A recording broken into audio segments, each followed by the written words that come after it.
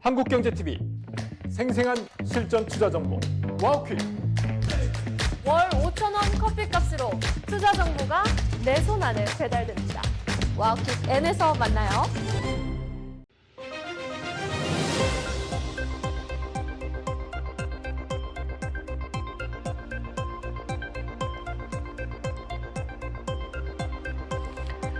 네, 시청자 여러분 안녕하십니까. K스탁 라이브 오늘 긴급 진단으로 준비를 해봤습니다. 꿈의 숫자라 불리는 코스피 5천을 현재 눈앞에 두고 있습니다. 하지만 시장의 표정은 그리 밝지만은 않습니다. 그린란드발 관세 전쟁의 전운이 글로벌적으로 감도는 가운데 미국의 반도체 압박까지 가중되면서 한미 증시 모두 짙은 눈치 보기 장세, 관망세를 연출하고 있는데요. 과연 지금의 조정이 더 높이 뛰기 위한 건강한 숨 고르기일지 아니면 구조적인 위기의 신호탄일지 이 두 분과 함께 오늘 심층적으로 시장 들여다보도록 하겠습니다. 박병창 교보증권 이사, 허재환 유진투자증권 상무 나오셨습니다. 두 분 어서 오십시오. 안녕하십니까. 네, 안녕하십니까. 네, 귀한 시간 내주셔서 감사합니다. 네, 저희가 이제 코스피 새로운 한 발을 내딛기 위해서 시장에 대해서 좀 진단을 받아보고자 하는데 현재 한미 증시 모두 좀 눈치를 보는 이유가 지정학적인 리스크 때문이다. 이게 맞는 걸까요?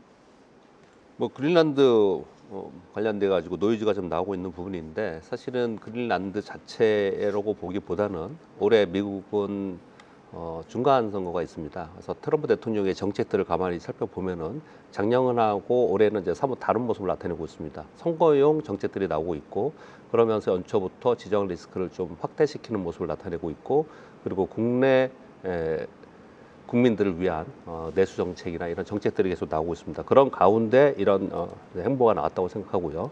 이 자체만 가지고 시장이 하락했다기보다는 미국의 정책에 대응하는 유럽의 대응이 작년보다는 상당히 강한 모습을 보여주고 있습니다. 그래서 작년처럼 협의를 하면서 간다면은 큰 문제가 되지 않겠지만 강대강으로 가면서 노이즈가 더 크게 발생될 가능성에 대해서 염려하는 부분이 한 가지가 있고요. 그리고 밤사이에 있었던 부분은 일본의 장기채 급등, 국채금리가 급등한 부분들이 미국의 10년 만기 국채 수익을 끌어올림으로써 이 부분이 전반적으로 시장에 악재로 작용하기 때문에 미국 시장에서 한 2% 정도 하락하는 그런 모습이라고 생각합니다. 미국 시장이 크게 이제 흔들린 거에 비해서는 오늘 우리 시장 그래도 좀 잘 버텨주고 있습니다. 시장에 대해서는 어떻게 평가하고 계십니까? 예, 대부분 증권사들도 그렇고 방송에서도 네. 이번 주에는 5천 가지 않을까 다들 내심 기대를 하면서 많이들 이제 그것 때문에 자료도 준비도 하고 특집도 준비도 했을 것 같은데 네. 저는 차라리 잘 됐다, 좀 쉬어가는 거다라고 생각을 좀 하고 있고요. 어제 물론 그 그린란드 문제, 관세 이야기, 국채 금리 상승 여러 가지로 좀 안 좋은 이야기들이 굉장히 좀 많이 나오긴 했는데 시장의 어떤 반응이나 흐름들을 보면은 작년 4월달에 이제 해방의 날 이후에 좀 흔들렸던 모습과 굉장히 좀 비슷했던 것 같습니다. 근데 그 이후에 어쨌든 미국 시장도 그렇고 저희도 그렇고 시장이 그렇게 나쁘지가 않았던 것들을 감안을 하면은 그리고 올해는 작년에 비해서는 여러 가지로 정책적인 불확실성은 이어지긴 하겠지만 특히 국내 기업들 그다음에 미국 기업들도 실적이 그렇게 나쁘지는 않을 것 같고 오히려 좀 좋을 것 같아서 네. 이런 지정학적인 리스크가 있어서 만약에 시장이 흔들리는 거면 오히려 좀 기회가 될 수도 있겠다라고 저는 좀 보고 있습니다. 흔들림이 오히려 기회가 될 수 있을 것이다. 그린란드부터 좀 차분히 들여다보도록 하겠습니다. 이게 어느 정도의 기간 조정이 소요되는 이슈인지를 봐야 우리가 지금 빨리 적극적으로 들어가야 하는가 아니면 조금 더 천천히 모아가는 전략이 필요한 건가의 방향성이 달라지기 때문에 그런데 지난 14일에 트럼프 대통령이 덴마크의 무능을 공개적으로 비판하면서 그린란드를 병합하겠다고 이제 엄포를 놨죠. 그러면서 유럽은 8개국이 그린란드의 병력을 파병하면서 여기에 가만히 있을 수 없어 하면서 트럼프 대통령이 다시 관세 카드를 꺼내들면서 지금 여기까지 온 겁니다.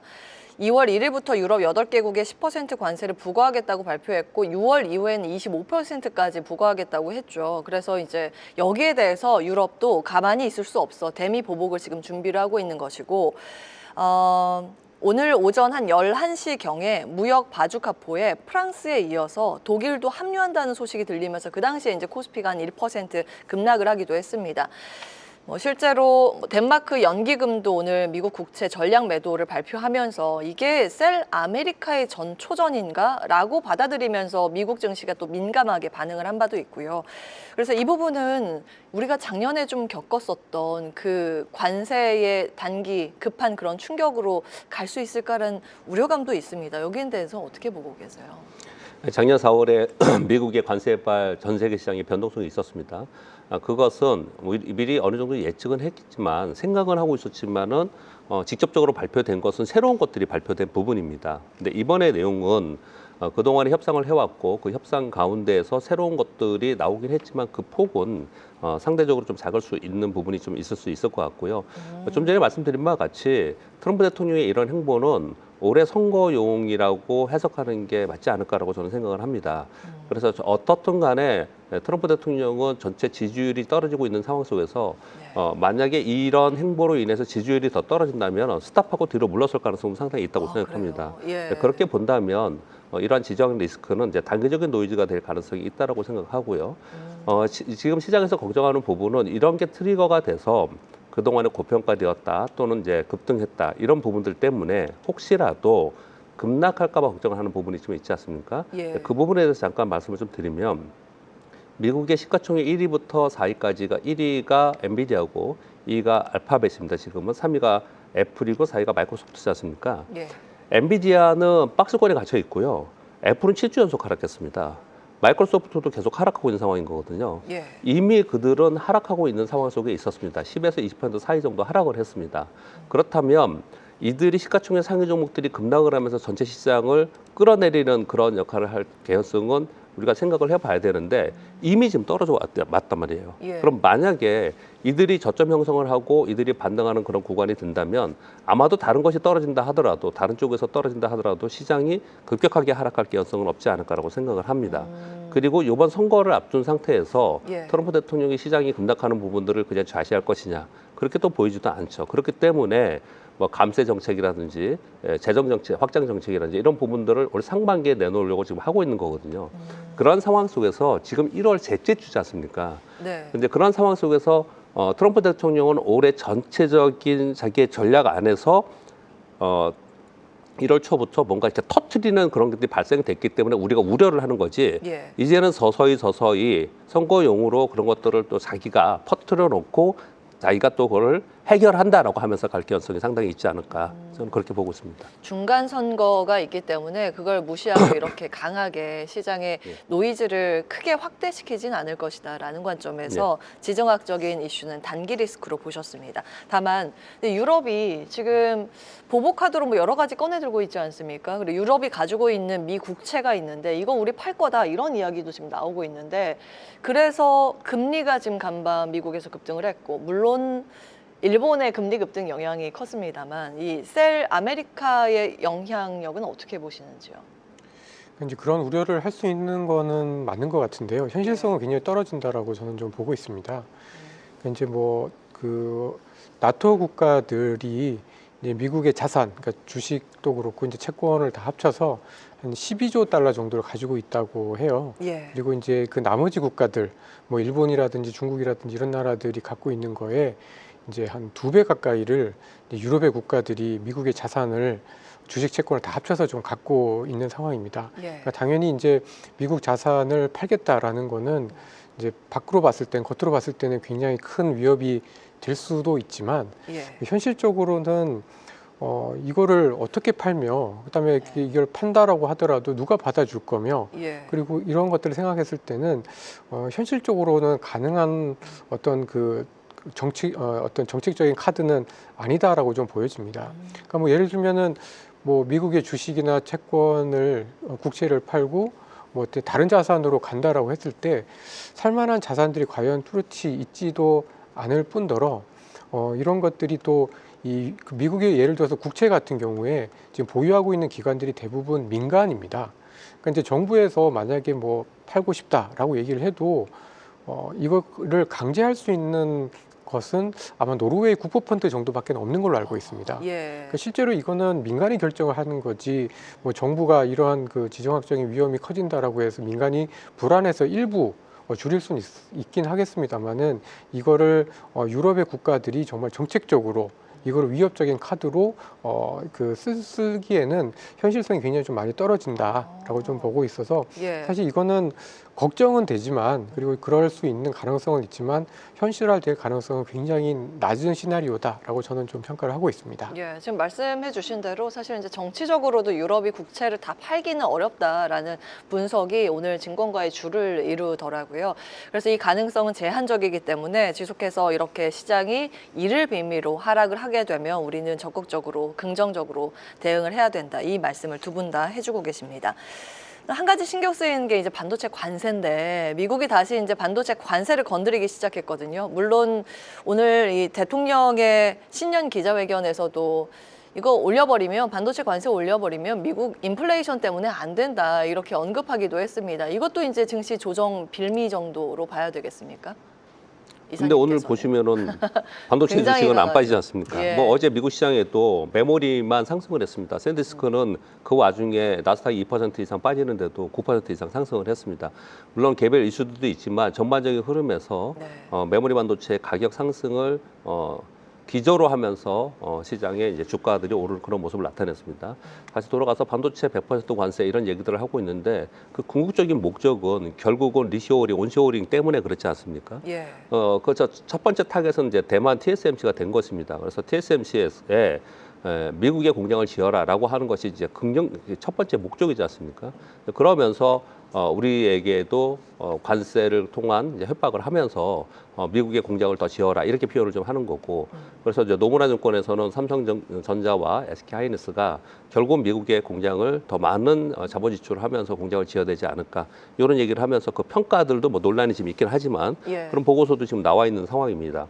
결국 반도체 관세를 부과하겠다는 얘기는 작년 4월 이후에 끊임없이 있었고 지금 1년 가까이 되고 있습니다. 그럼에도 불구하고 쉽게 하지 못했던 것은 네. 반도체의 최종 수요자 또는 가장 큰 수요자들은 지금 미국의 빅테크들에 있는 거고 관세를 미국의 빅테크들이 그걸 떠안고 가져간다. 그리고 또 지금 현재 상황에서는 반도체의 쇼티지로 인해서 그들이 반도체를 사기 위해서 우리나라 와서 지금 거주하면서 있다고 하는 이런 와중에 예. 반도체 관세를 그렇게 급격하게 또는 높은 관세를 매길 수 있을까에 대해서는 사실 현실성이 좀 떨어지는 그런 얘기를 지금 하고 있는 것이라고 생각됩니다. 예. 그럼에도 불구하고 계속 그렇게 얘기하고 있는 것은 미국의 반도체 생산 라인을 더 증설하고 더 투자를 해라라고 하는 것들을 하고 있기 때문에 결국 그렇게 협상하면서 어떤 우리가 조금 더 액션을 취하고 이렇게 마무리되는 과정에 가지 않을까라고 저는 보고 있습니다. 아, 이게 협상용 카드, 미국에 좀 더 지어 이런 미국의 목소리였군요.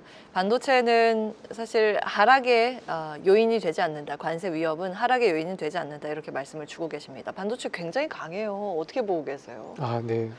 뭐 네. 말씀해 주신 거에 크게 또 덧붙일 말은 없습니다. 그러니까 어떻게 보면 관세 낼래, 미국에 투자할래라는 거는 미국에 투자하란 얘기잖아요. 그렇죠. 그러니까 이제 미국 내에 이제 반도체 공급망을 네. 자기네들이 통제할 수 있게끔 이제 가지고 싶다라는 인 것 같고 네. 관세라는 거는 지금 이제 반도체 가격이 많이 올라서 지금 사실 미국의 빅테크 기업들조차도 데이터 센터 짓는데 좀 부담이 되고 있는 거잖아요.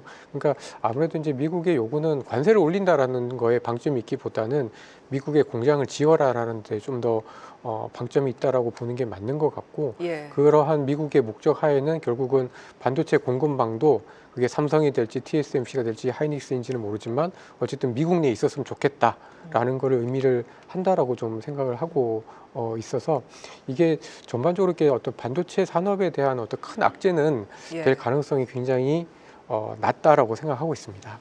두 분 다 반도체 산업에 대해서 우리나라 산업에 대해서는 좀 긍정적으로 보셨습니다. 다만 좀 걱정이 되는 게 반도체 투톱, IDM, 종합 반도체 쪽에만 이제 관심이 너무 쏠려 있는 건 아닌가 하는 부분도 있습니다. 오늘 뭐 단적인 예로 삼성전자가 2%가량 현재 오르면서 지수는 버텨주는 버팀목 역할을 해줍니다만 소부장단이 좀 약한 모습이거든요. 이런 현상은 반도체 어떻게 파악하고 계세요?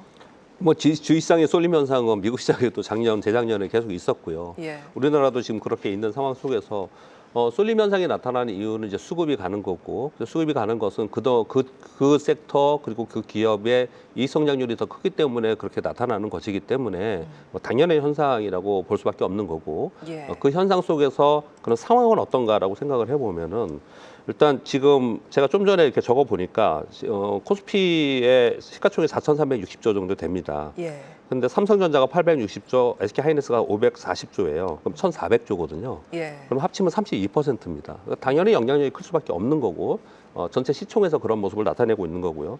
또 한 가지는 올해 영업이익의 증가율에 대해서 전망을 많은 하우스에서 애널리스트 분들이 지금 하고 있습니다. 예. 근데 뭐 한 22% 이상을 보는 쪽도 있고, 평균적으로 20%에서 30% 정도 보는 것 같아요. 근데 그 중에 거의 대부분이 반도체 쪽의 이익 성장이 지금 되어 있기 때문에 예. 이익 성장이 있는 쪽에 수급은 들어가고 또 올라가면 시가총액이 높기 때문에 어차피 이 쏠림은 지금 현재 상황에서 풀어지는 것보다 더 강화될 수밖에 없는 그런 상황이 있을 것 같습니다. 예. 근데 이 쏠림에 대해서 걱정을 하는 부분이 상당히 있는 거죠. 그런데 모르겠습니다. 이게 너무 쏠림이 일어나면 그쪽에서 수급이 무너지면 또 깊이 하락하는 거 아니냐. 이 얘기는 재작년에도 있었고 작년에도 있었고 미국 시장도 계속 그런 게 있고 예. 미국의 올해 초에도 미국의 작년에는 M7이 그런 일이 있었고 올해 초에도 일부 종목만 계속 올라가는 현상이 나타나면서 특히 AI 관련된 종목들이 올라가면서 그쪽에서 무너지는 현상이 나타나면은 시장이 급격하게 하락하지 않겠냐라고 했지만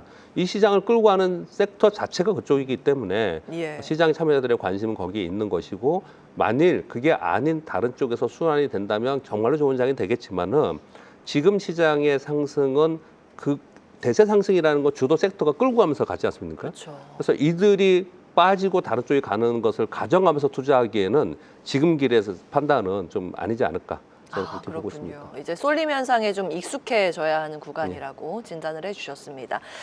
자, 코스피 5천 돌파의 기대감은 여전한 상황입니다. 요거는 이제 거의 중론인 것 같아요. 5천 간다의 이견은 거의 없는 것 같거든요. 네, 체질적으로 우리 시장이 구조적으로 지금 바뀌고 있다라고 평가하시는지요?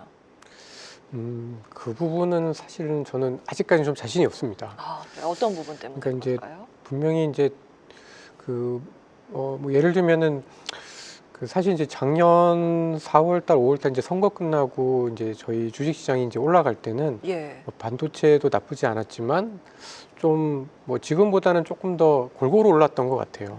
근데 지금은 이제 삼성전자나 하이닉스 같은 이제 반도체에 너무 좀 쏠려 있는 것도 좀 사실인 것 같은데 예.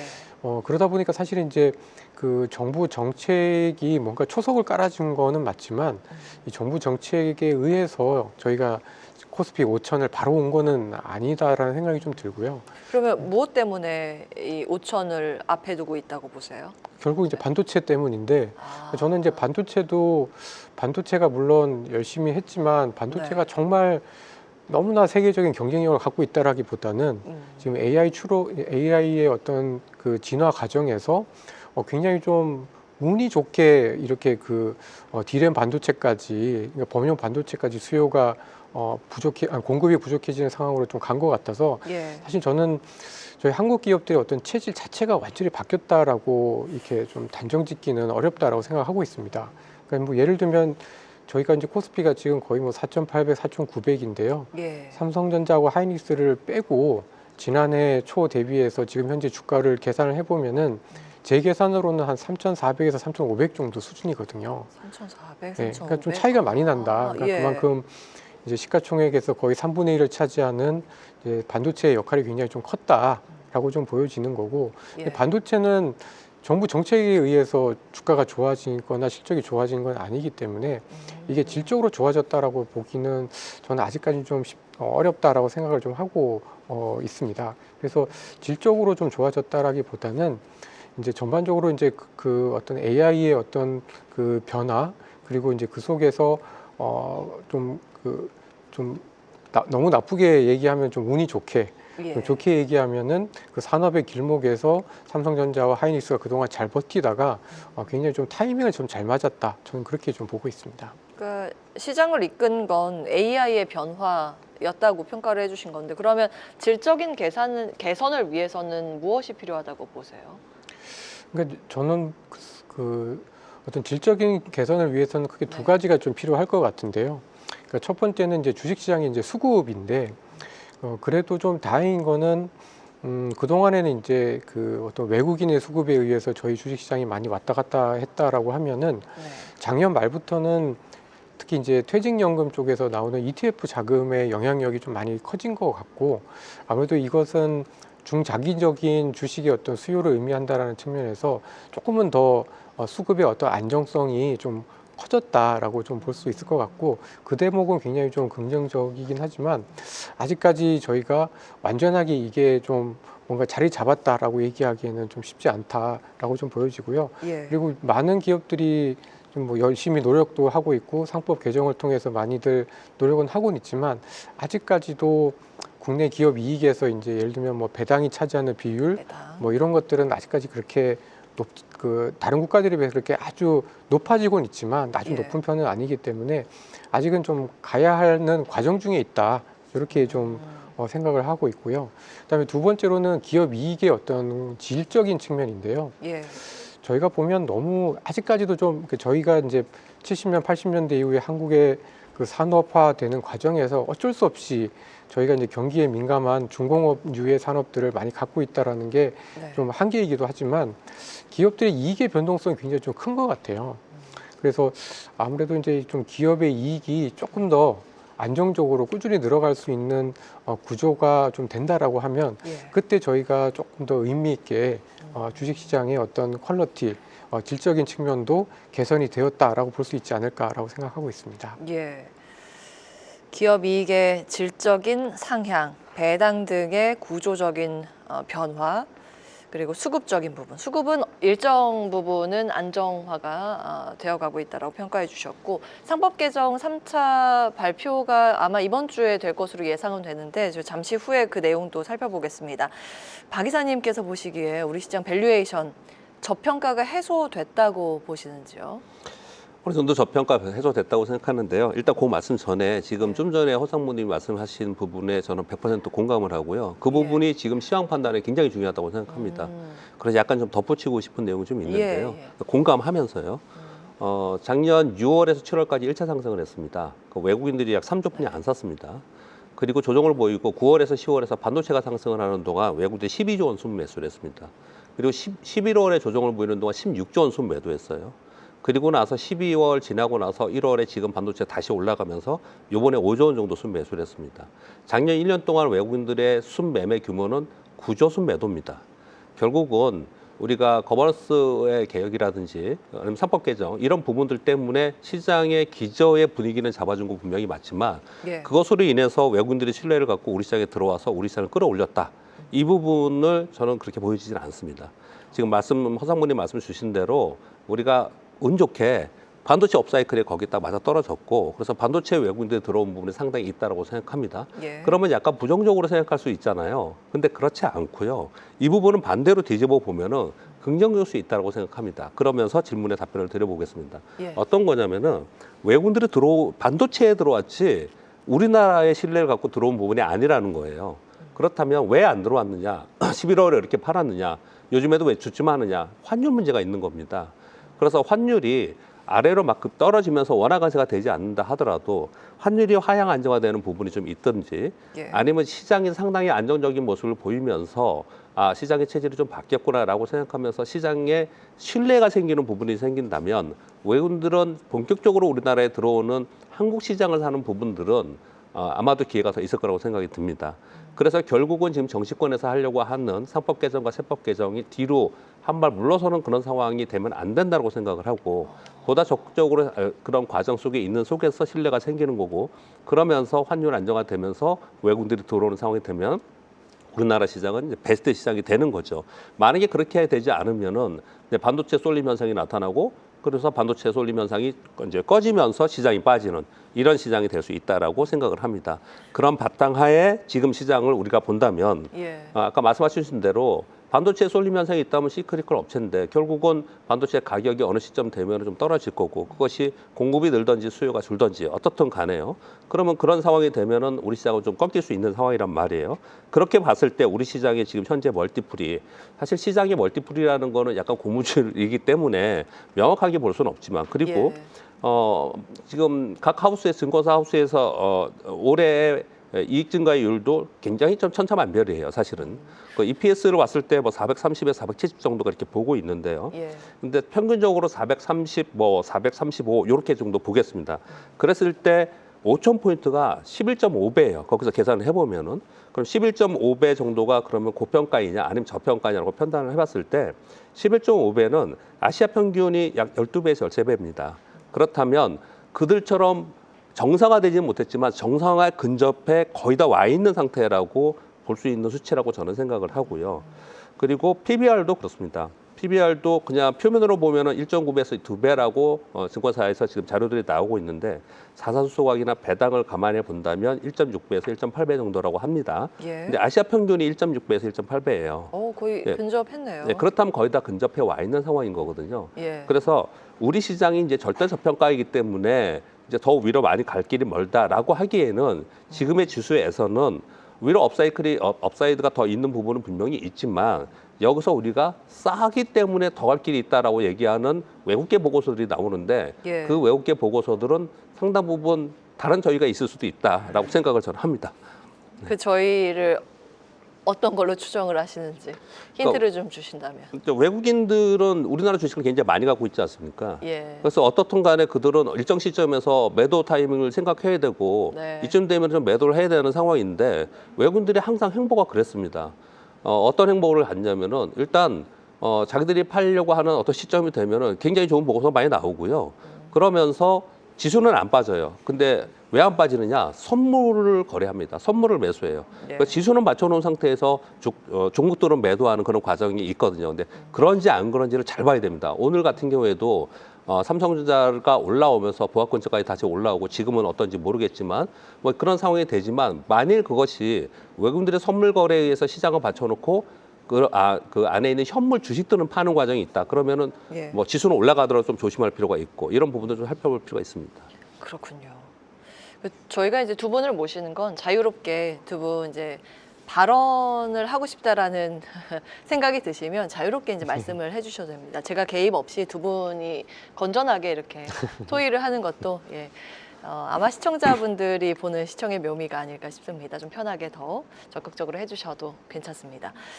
일단 굉장히 이제 정책적인 부분에서도 제안을 좀 해주고 계시고 투자의 인사이트를 얻어갈 만한 부분도 좀 말씀을 주고 계신데 상무님께서 보시기에는 이제 환율과 수급의 관계를 어떻게 보시는지 이제 외국인들 네. 예. 그러니까 이제 좀 한 작년부터 해서 많이 바뀐 게 예전에는 원화가 강해야만 예. 외국인도 사고 국내 주가도 올랐었던 것 같은데 그 부분이 2024년부터 해서 좀 많이 바뀐 것 같아요. 그러니까 이제 환율이 올라도 원화가 약해도 외국인이 또 사는 종목들은 사게 되고 주가가 좀 올라갈 때는 또 올라가게 되는데 예. 저는 이게 좀 그 산업의 구조가 조금 바뀌지 않았나라는 생각이 좀 듭니다. 그러니까 뭐 저희가 좋아서 외국인들이 뭐 샀다라기보다도 예. 지금 원화가 그러니까 기본적으로 이제 예를 들어서 반도체하고 반도체 아닌 거를 따로 쪼개서 보면은 약간 다르거든요. 그러니까 지금 전체로 보면 외국인이 뭐 원화가 약해도 원 달러 환율이 올라도 예. 외국이 사는 것처럼 보이지만 사실 반도체를 빼고 나면 예. 확실히 원화가 약할 때는 외국인이 잘 안 삽니다. 그러니까 역시 환율의 영향을 안 받는 건 아니다. 그 영향 안에서 이제 여전히 저희가 자유롭지 못하다라고 예. 좀 봐야 될 것 같은데 결국 그러면 이거를 모두 깨는 모든 것들이 결국은 이제 반도체고 반도체 가격 상승인데 반도체 가격 상승은 경기보다는 지금 자체적인 이 AI의 어떤 진화에 따른 공급 부족에 의한 거다 보니까 좀 특수한 요인인 것 같습니다. 그러니까 결국 지금 뭐 공급망 변화, AI 변화 요것 때문에 전체적으로 가격과 상관없이 희소한 자원들 뭐 반도체라든지 방산이라든지 뭐 조선이라든지 이런 것들은 외국인이 환율과 크게 상관없이 사는데 예. 그 산업의 비중이 지금 막 커지다 보니까 외국인이 사는 것처럼 보여지고 환율이 약해도 외국인이 사는 것처럼 보이고 주가가 오르는 것처럼 보이는데요. 그 나머지 거를 빼고 보면은 역시 원화가 강해질 때 저희가 조금 더 보편적으로 주식시장이 좋아질 수가 있고 외국인들이 좀 더 폭넓게 한국 시장에 좀 투자할 수가 있을 것 같아서 지금 외국인의 수급과 환율의 변화는 되게 좀 변화하는 과정 중에 있고 예. 그거에 수혜를 받는 일부 업종에 조금 국한된 내용이다 이렇게 좀 보고 있습니다. 예. 자, 앞서서 이사님께서는 PBR, 그러니까 주가 순 자산 비율로 봤을 때 아시아 평균치에 근접해 가고 있기 때문에 이제 더 이상 우리 싸다라는 매력 가지고로는 외국인들을 유인하기는 어렵다라고 보셨습니다. 그러면 그 다음 단계를 넘어서 우리가 우리만의 강점, 대한민국만이 가지고 있는 메리트라고 해서 유인을 해야 하는 포인트가 있다면 어떤 거를 꼽으시겠어요? 외국인들이 우리 시장을 바라보면서 한국을 코스피 시장을 사는 것보다는 섹터별로 사는 구간으로 이미 들어와 있고 그래서 환율 뭐 이런 부분들하고 연관을 짓긴 하고 그리고 당연히 영향이 있습니다. 그래서 아까 말씀을 그렇게 드렸던 거고요. 그런데 외국인들이 그러면 우리나라의 어떤 섹터에 관심을 갖고 수급적으로 더 들어올까 이렇게 생각을 해볼 때 약간 거시적인 얘기를 좀 해보겠습니다. 예. 작년 11월에 트럼프 대통령이 제네시스 미션에 행정명령 서명을 했습니다. 그 미국의 제네시스 미션을 한번 여러분들 쭉 읽어보시면 상당히 재밌습니다. 그 제네시스 미션에 왜 생겼고 그리고 앞으로 어떻게 할 것이라는 부분이 상당히 많이 있거든요. 그냥 결론적으로 말씀을 드리면 예. 미국은 지금 AI 기반의 제조 부활을 꿈꾸고 있습니다. 그래서 온쇼어링 얘기를 좀 하고 있는 거고요. 예. 그런 과정 속에서 중국과의 패권 경쟁에서 이겨야 되는 그런 상황이 좀 있어요.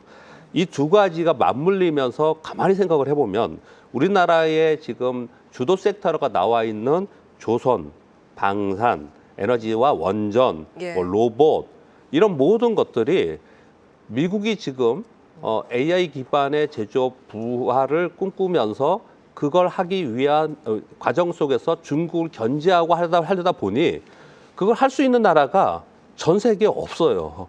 우리나라 기업들입니다. 우리나라 기업들이 그것을 할 수 있는 기술력과 이런 예. 것들을 가지고 있는 거예요. 그래서 우리나라가 가만히 보면은 지금 미국의 이건 트럼프의 정책이 아니에요. 예. 미국의 정책입니다. 과거부터 있었던. 예. 그러니까 미국의 정책 과정 속에서 우리나라한테 상당 부분 많은 산업에서 기회가 오고 있는 부분이 상당히 있기 때문에 그 과정하고 연관시켜서 보면은 이것은 외국인들이 계속해서 우리의 이익 증가율과 성장을 바라보면서 들어올 가능성이 상당히 있다고 생각합니다. 예, 제네시스 미션을 통해서 본 우리의 산업적인 역할. 저희 시황센터 다녀와서 산업 이야기 더 풀어갈 예정입니다. 네, 앞서서 저희 시장에 대한 큰 그림을 그려봤습니다. 두 분 모두 시장의 방향성은 아래보다 위쪽에 더 열려 있다고 보셨고 우리나라만이 가지고 가야 할 산업군들이 있다고 보셨습니다. 미국 안에서의 역할에 주목을 하셨는데 이사님, 수출주라고 하면 반도체는 저희가 앞서서 이야기를 해봤고 자동차, 뭐 방산, 조선, 원전 등 굉장히 많습니다. 어떤 산업에 투자 전략을 집중시켜야 될까요? 일단 반도체는 무조건 가져가야 되는 상황인 거 아닙니까? 두 분 다 지금? 공감하시죠, 반도체에 대해서. 예, 그럴 수밖에 없는 게 이번에 그 영업이익 전망치를 전체를 430조 정도로 올해 보죠. 물론 이것도 뭐 분석가마다 전부 다 다르겠지만요. 그런데 삼성전자를 107조에서 150조까지 러프하지만 그렇게 지금 자료들이 나오고 있고요. SK하이닉스가 93조에서 128조까지 나오고 있습니다. 그래서 중간을 딱 잘라서 보면 네. 삼성전자가 120조, SK하이닉스도 100조 이상 이렇게 나옵니다. 그러면 220조지 않습니까? 그러면 50%가 넘는 거예요. 전체 영업이익에. 예. 그럼 당연히 그러면 전체 영업이익의 가장 높은 비중을 차지하고 그리고 증가율이 가장 높은 반도체를 가져가야 되는 게 분명히 맞는 거고요. 한 축으로 가져가는 거고요. 그런 상황 속에서 조방원 역시도 계속 이슈가 되고 그리고 조방원의 특징이 어떤 특징이 있었냐면 예. 조방원이 처음에 올랐을 때는 다 같이 올랐어요. 그런데 최근에 조방원 종목들 가만히 보면은 그 중에 선두 종목만 다시 신고가 하고 나머지 못 따라가는 종목들이 발생됐습니다. 그래서 약간 차별화가 되고 있다는 걸 생각을 해야 될 것 같고요. 조선 중에는 가만히 보면 LNG가 지금 각광을 받고 더 올라가는 모습을 나타내고 있고요. 방산 같은 경우에는 전체적으로 이익이 증가하는 부분이 좀 있습니다. 작년에 5.2조 원 정도의 영업이익 4사가 나타났는데 올해는 6.6조 원 이상을 좀 보고 있습니다. 그래서 이익이 늘어나는 부분은 분명히 맞지만 이 성장률 자체가 좀 떨어지는 부분이 좀 있습니다. 이런 부분들을 감안해서 상승한다 하더라도 그 속도는 좀 늦을 수 있다라고 생각을 해야 될 것 같고요. 그 원전과 전력기기는 AI의 시대에 전체적으로 계속 따라가는 중장기적 관점으로 좀 봐야 되지 않을까로 생각합니다. 전력기기는 AI의 전력 에너지가 가장 중요하다. 그러니까 전력의 토큰화라고 전선왕 CEO가 얘기하듯이 계속해서 전력 에너지를 인프라로 계속 가져가는 부분이 있는 상태이고요. 예. 그런 상태 속에서 유럽과 미국이 전력망의 노후화 이것을 개선해야 되는 거고 또 한 가지가 뭐냐면은 만일 종전이나 이런 얘기가 나와서 재건을 한다. 그러면 인프라 다 깔아야 되지 않습니까? 그래서 예. 전력 에너지는 좀 길게 보고서 갈 수 있는 그런 섹터가 될 수 있지 않을까라고 생각합니다. AI에 주목하시네요, 결론적으로. 그건 그럴 수밖에 없는 게 이번 시대에 그냥 축이 AI니까 예. AI에 상단에 놓고 그리고 나서 AI 그래서 이제 AI 버블론 얘기가 나오고 AI가 만약에 꺾인다면 미국에서 예. 그러면 우리 지금 이런 분석 다 필요 없이 다 그냥 같이 떨어지는 거고요. 그러니까 그걸 축으로 놓고 그 밑에서 우리가 어떤 기회가 있냐를 보는 게 맞다고 생각합니다. 그렇군요. 반도체와 전력 인프라 네. 세트로 이렇게 정리해 주셨고요. 이제 실적 시즌에 진입을 했거든요. 29일에 SK 하이닉스 실적 발표고 지난번에 삼성전자는 잠정 실적 발표를 했기 때문에 29일에 이제 세부 부문별 사업이 발표가 됩니다. 확정 실적 발표인데 실적 시즌 관련해서 주목할 섹터는 뭐라고 보세요? 저는 개인적으로 지금 반도체를 제외하고 보면 네. 특히 이제 지난 한 2, 3개월 동안에 이제 기업들 실적이 이제 상향되는 추세를 이렇게 살펴보니까 한 3가지 섹터가 눈에 확 들어오는 것 같습니다. 그러니까 첫 번째가 의외로 유틸리티, 한전 같은 섹터들입니다. 그러니까 생각보다 뭐 전기요금 같은 이슈들도 있지만 실적이 굉장히 좀 좋은 것도 있고 상향이 되고도 있고 근데 그거에 비하면 여전히 밸류에이션이라고 하는 어떤 그 시가총액 비중이 굉장히 좀 낮기 때문에 굉장히 좀 여전히 좀 접근할 수 있는 매력적인 섹터다라고 생각을 좀 하고 있고요. 그 다음이 이제 역시 이제 조선, 그다음에 상사자본재, 약간 어떻게 보면 조선하고 이제 방산 쪽인 것 같은데요. 이쪽도 꾸준히 실적들이 좀 좋아질 거고 아마도 뭐 이러한 추세는 뭐 당분간은 좀 이어지지 않을까라는 생각이 좀 들어서 오히려 이제 실적이 발표할 때마다 예. 오히려 이제 조선 방산 쪽도 여전히 좀 꾸준히 관심을 좀 가져야 될 것 같고요. 마지막으로는 이제 증권인데요. 물론 이제 증권은 뭐 지난해 이제 특히 이제 올해 들어서 이제 그 주가 지수가 막 올라오고 거래 대금이 올라오는 부분들도 있지만 작년 말부터 해서 실적 상향이 꽤 이제 좀 진행되고 있는 산업들이라서 이제 저는 이제 유틸리티, 그다음에 조선 상사자본재, 그다음에 증권 요 3가지 업종이 올해 4분기 때 생각보다 실적이 굉장히 좀 좋아질 수 있는 대표적인 산업군이 아닌가 이렇게 좀 생각을 하고 있습니다. 예, 두루두루 보시네요. 시장의 기회가 많다고 보시는 것 같아요. 그러니까 반도체를 빼고도 예. 그러니까 저는 많아요? 이제 물론 그 반도체가 제일 저도 이제 중요하긴 하지만 반도체를 빼고도 그리고 특히 네. 주가 지수가 5천에 가까우면 가까울수록 또 다른 알파를 찾기 위한 시장의 움직임이 또 활발해지지 않을까라는 측면에서 좀 말씀드렸습니다. 예. 한국전력을 비롯한 인프라 쪽, 조선방산, 증권까지 두루두루 아직은 투자의 기회가 각 섹터별로 좀 남아있다라는 포인트. 예, 두 분의 시각이 미묘한 차이가 있는데 그럼으로 인해서 저희가 얻어가는 정보들이 굉장히 많은 것 같습니다. 시간이 얼마 남지 않은 관계로 이 한 질문을 두 분께 각각 드림으로써 이제 하지 못하셨던 이야기를 풀 수 있는 기회가 될 것 같은데요. 코스피 5,000선을 넘어선 이후의 전략을 어떻게 가져가면 좋을까요? 먼저 이사님. 저는 뭐 애널리스트 분들이 말씀하시는 퀀트나 아니면 이제 펀더멘탈을 떠나서 길적 분석 얘기를 좀 해보도록 하겠습니다. 예. 우리가 1차 상승에 20% 올랐더라고요. 6월에서 7월이요. 그리고 2차 상승 9월에서 10월까지 올랐을 때가 30% 올랐어요. 그리고 요번이 1월, 12월 말서부터 1월까지 상승을 한 겁니다. 실제로는 1월 1일부터 상승을 한 거죠. 이번에 약 한 22% 올랐어요.